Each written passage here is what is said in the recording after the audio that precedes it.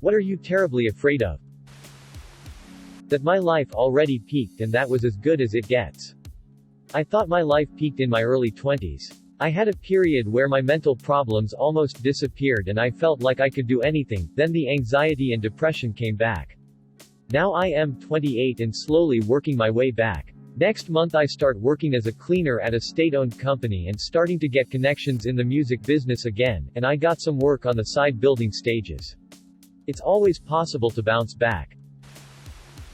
Losing my partner scares the shit out of me, honestly. Lost my mom years ago, but it still left some anxiety about this. If my girlfriend doesn't come home for a few hours after work without saying anything, my brain is already starting to think she might be dead.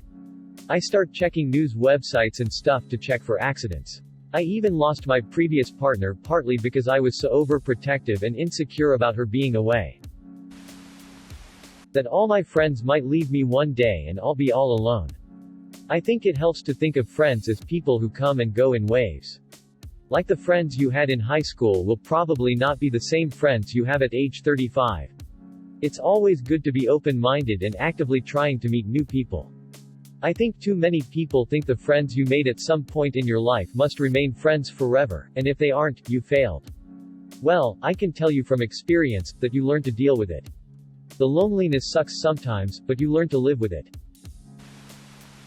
Weird, but being homeless with no money and no help from any friends or family members. It scares the shit out of me. I sometimes think about what I will do and how I will survive the winter. It makes me sad just thinking about it. How I'll have to dumpster dive for food or shelter, etc. I have somewhat of a plan if it ever happens to me, but I don't know why I've put so much thought into this scenario and why I'm super scared of it. I did grow up poor.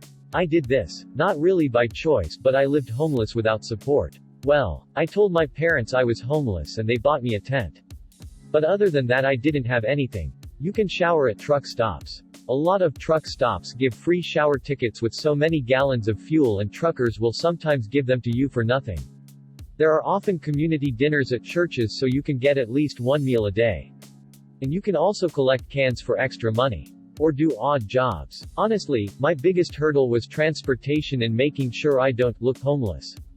I managed to get more than one job while homeless. It's not easy or fun, and my experience isn't everyone's experience. But I came out of it. The death of my mom. I can't bear it. I might just die from frickin' grief. It'll break your heart and it'll tear you to shreds. It'll be so hard, but you'll find a way. My mom was my best friend. But it's been 3 years, not a day goes by without thinking of her, but you get there. Living an unfulfilled life. I'm afraid of that also, and yet I know I'm not doing as much as I can do to prevent living an unfulfilled life. I know that's a huge contradiction, and I need to do more. Please do it while you're healthy. Don't take that for granted. Know how difficult it is to live with that fear and to have major, permanent disabilities from the waist down. 3 degrees, lived and worked overseas, and yet I'm facing a reality that I could have accomplished much more for my friends, Smiley, and myself when I had my health. Going through life not being genuinely happy, and also maybe dying alone? IDK. Dying alone for sure, but I'm clearly headed that direction. I am living this fear now.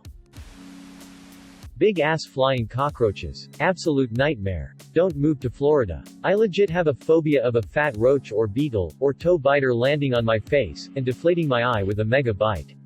I literally have reoccurring nightmares where no matter how I run, or put on a mask, cover my head, they catch up, get under the cover, and blind me. Needles penetrating my veins. Was terrified of needles too until I was diagnosed with cancer and had to have the tumor surgically removed, and worst, 6 cycles of chemo that followed. It was needles, needles and more needles. The big straight ones, the crooked ones for the chemo port, you name it.